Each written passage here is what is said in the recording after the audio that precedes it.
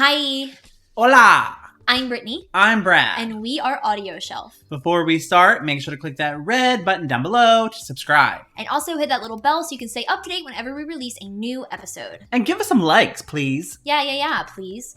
So today, we are going to be doing our Forever TBR. Ooh, what does that mean? These are books that we have come across in our lifetime that we have absolutely loved and never read. Mm-hmm. So it's always on our to be read, but we just either haven't had the time or the ability, or we just don't want to do it because then they wouldn't be on our TBR anymore and it would be sad. Yes. It's kind of like a bucket list of books. Yes. And we're not saying that we're never going to read them, but one day when we read them, we're going to be like, finally. Yeah. What took me so long? Oh, my goodness.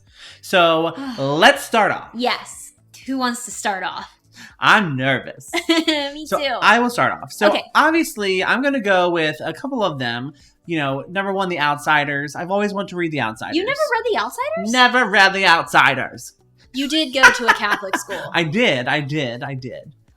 So I didn't put that two and two together. Another one would be Lord of the Flies. I've always wanted to read Lord of the Flies. Animal Farm? I read Animal Farm. I did not read Animal Farm. It was one of the first audiobooks I actually read because it was like 2 hours long. Oh my gosh. Yeah, and so I really kind of liked Animal Farm a lot on audio. Mhm. So Lord of the Flies I've always wanted to read. But I'm not a huge fan of classics. Yeah. So when people are saying, oh, have you ever read Pride and Prejudice or Jane Austen's Persuasion? Or Little Women? Little Women. I have read Little Women. I hate Little Women. But anyway, I just don't like classics. I'm not a classic person. So anyway, modern classics are what I am trying to accomplish now. Okay. And the first one would be these monstrosities of books. The Outlander series. Oh my god. I really want to read them, and I refuse to watch the TV show until I read at least the first book. Yeah. But I can't even pronounce the author's name, and it's written by Diana Galabalaba Shingdalong. What did you just call me? I can't pronounce it. Pronounce that. It's right there. Oh, it's up top. Yep. Diana Gabaldon. Gabaladon. But anyway, it's written by Diana. And she has written like 7 of these books or whatever, 6 of these books. Look at the size of these bitches. That's a huge. And so it's just so daunting. Yeah. But I really want to read it. I did try the Audible version of it. I hated the audiobook of it. So I stopped. I DNF'd it like probably 10%. And I can't do this. But one day, that's why I bought all the books because I want to follow along with the Audible version and see if that's any better. Okay, that makes sense. So what's your first one? My first one has a little bit of a story to it. Okay. So, when I was younger in like the 90s, there was this movie or show. I'm pretty sure it was a movie, and I'm pretty sure it was like a Peter Pan type movie that's like Hook. Okay. But I rewatched Hook, and it did not show up in there. But it's this woman, and she's reading this old book called War and Peace. Oh, yes. And it's this huge book. It looks like 5 dictionaries put together. And she's just reading it as like the kids disappear from upstairs, and she's in like Victorian kind of like garb, and she's sitting in like a rocking chair or just like a chair of some sort outside of the kids' room, just reading this book. And I always looked at that book and I was like, wow, that's a big book, but it seems so interesting. Like, it's so intriguing to this woman that she doesn't even realize that kids are getting kidnapped. So I want to read this book. Oh, wow. But of course, I was like 8, and you really shouldn't read War and Peace at the age of 8, probably. Would you try the audiobook? I probably would try the audiobook. So War and Peace is like a really old book. I don't have like history behind it. It's probably the first book ever made. No, it's not that old. But it's a really old book, and I believe it was originally in French and then translated, and it's like really huge. It has like, I think like 1,000 pages or something. It's a big book.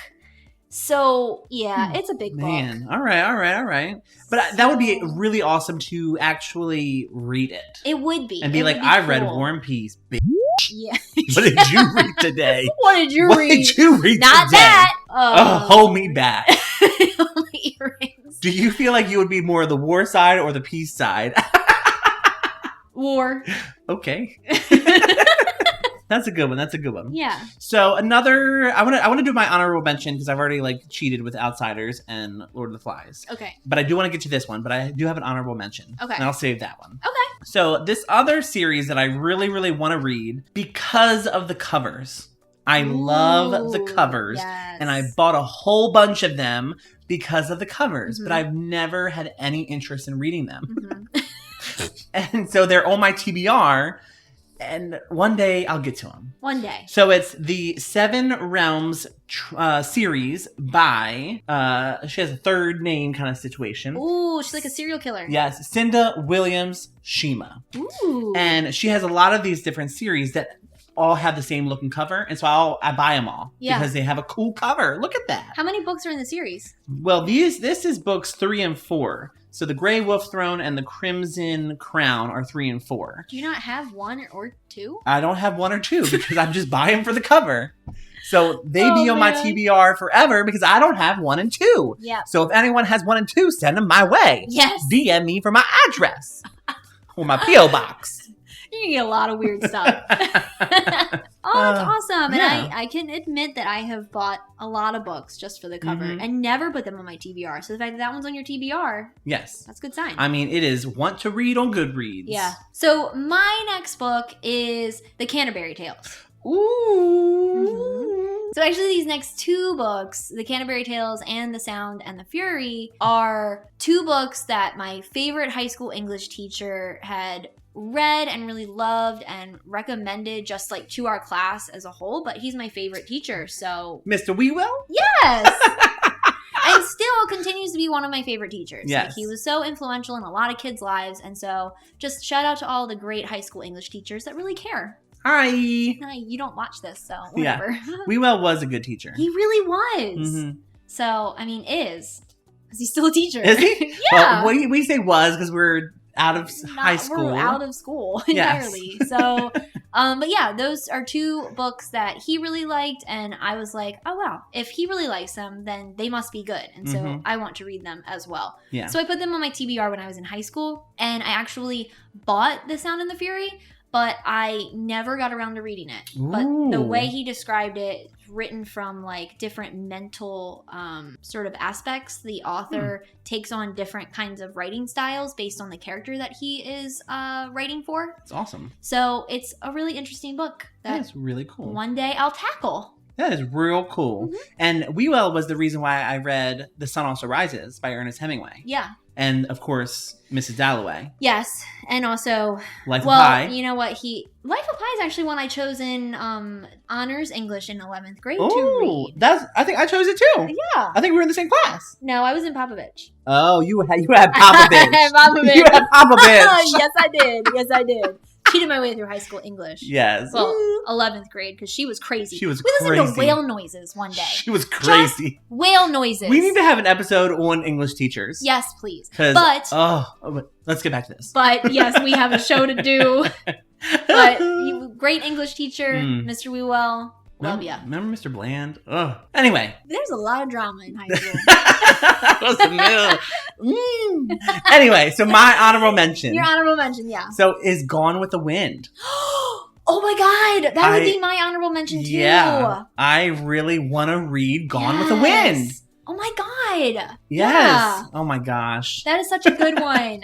Yeah. Such a good one. Because I love the movie. I've seen the movie a couple of times. My mother used to make me watch them on the VHSs when I had to change the discs or the tapes. There's 2 VHS tapes. 2. It's like Titanic. But you only rewind the credits because they get Celine. Exactly. Oh my goodness. So many good movies. So many good movies. But yeah, that's a great book. Gone with the Wind. And then you can read Scarlet, which is really good. I love that movie too. So those are probably my bucket list TBRs. My other one that I didn't have written down was the Cinder series. Yeah. Because we have that on audiobook. We have the physical copies. And I just have not been able to just sit down. I feel like it's one of those things like I haven't seen Frozen yet at all.